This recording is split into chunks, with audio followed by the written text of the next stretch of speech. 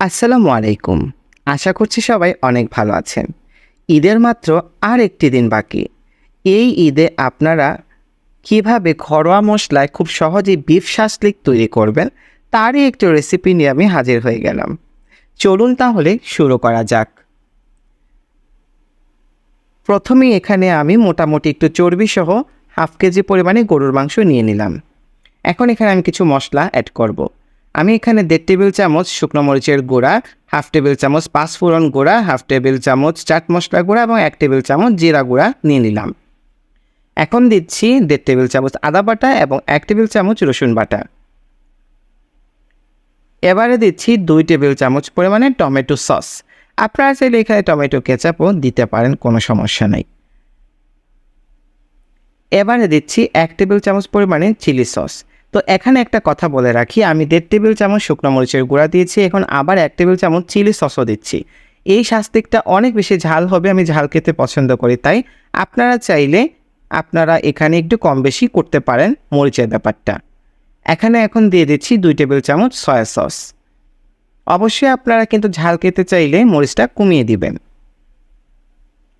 এবারে আমি স্বাদ মতো লবণ দিয়ে দিচ্ছি। লবণের পরিমাণটা একটু বুঝে আপনারা দিয়ে দিবেন। যারা রেগুলার রান্না করেন তারা কিন্তু লবণের পরিমাণটা বুঝে দিতে পারবেন। এখন এখানে দিয়ে দিচ্ছি 1 টেবিল চামচ ভিনিগার। ভিনিগারের পরিবর্তে লেবুর রস দেয়া যাবে। এবারে সব কিছু একসাথে খুব ভালো করে মেখে নিতে হবে।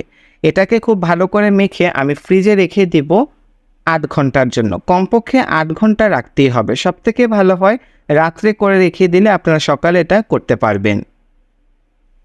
তো এটাকে এখন আমি ফ্রিজে রেখে দিলাম।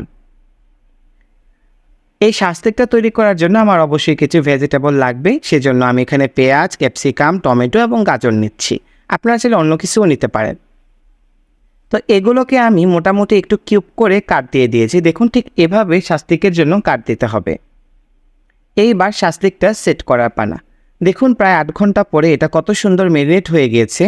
আমি একটা বেকিং ট্রে নিয়ে নিয়েছি। এর মধ্যে আমি বেশ ভালো পরিমাণে বাটার মেখে নিয়েছি। আপনারা চাইলে তেলও দিতে পারেন, তবে যেটাই নেন খুব বেশি করে মেখে নিতে হবে। এখন আমি শাসলিকের কাঠি নিয়ে নিলাম এবং শাসলিকের কাঠির মধ্যে প্রথমে আমি দিচ্ছি পেঁয়াজ। একটা জিনিস আপনাদেরকে বলে দিই, এই শাসলিকগুলো গাঁথার আগে আপনারা এই শাসলিকের কাঠিগুলোকে মিনিমাম 30 মিনিট পানির মধ্যে ভিজিয়ে রাখবেন। এতে করে কাঠিগুলো পুড়ে যাবে না। তো পেঁয়াজ দিয়ে আমি প্রথমে একটা মাংস গেঁথে দিলাম। এবার আমি দিয়ে দিচ্ছি 1 পিস টমেটো, আমি গাজর দিয়েছি। তো এখন আমি আবার দিয়ে দিচ্ছি 1 টুকরা মাংস। এবার আমি 1 টুকরো টমেটো দিলাম, তারপরে আবার 1 টুকরা গাজর দিয়ে দিচ্ছি। এখন আবার 1 টুকরা মাংস দিয়ে দিলাম এবং সবশেষে একটা ক্যাপসিকাম দিয়ে লক করে দিলাম। তো এটা সম্পূর্ণ সাজানো আপনাদের একদম নিজস্ব ব্যাপার, যেভাবে ভালো লাগে সাজিয়ে নেবেন। তো আমার সবগুলো শাস্তিক সাজানো হয়ে গিয়েছে। এবার এটাকে আমি ওভেনে বেক করব। আপনারা চাইলে কিন্তু এটা চুলায় করতে পারেন। চুলায় ফ্রাইং প্যানে এপাশ ওপাশ করে 15-20 মিনিটে এক ব্যাচ ভেজে করতে পারবেন। বাট ঝামেলা এড়ানোর জন্য আমি ওভেনে দিয়ে দিচ্ছি, এতে করে আর বারবার নাড়াচাড়ার প্রয়োজন পড়বে না। এইটাকে আজকে আমি 200 ডিগ্রি সেন্টিগ্রেড তাপমাত্রায় 50 মিনিটের জন্য বেক করে নিব। আপ ডাউন হিট সাথে ফ্যান সব কিছু একসাথে অন থাকবে। 50 মিনিট এটা পুরোপুরি কুক হয়ে যাবে। তো ফিরে এলাম 50 মিনিট পরে। দেখুন কত সুন্দর করে আমার বিফ শাস্তিকগুলো হয়ে গিয়েছে এবং দেখতে কতটা লোভনীয় লাগছে, তাই না? এই ঈদে অবশ্যই আপনারা এটা ট্রাই করবেন। সো সবার ঈদ অনেক ভালো কাটুক, আনন্দে কাটুক, এই কামনা এবং প্রত্যাশা নিয়ে আমি আজকের মতো বিদায় নিয়ে নিচ্ছি। আল্লাহ হাফেজ।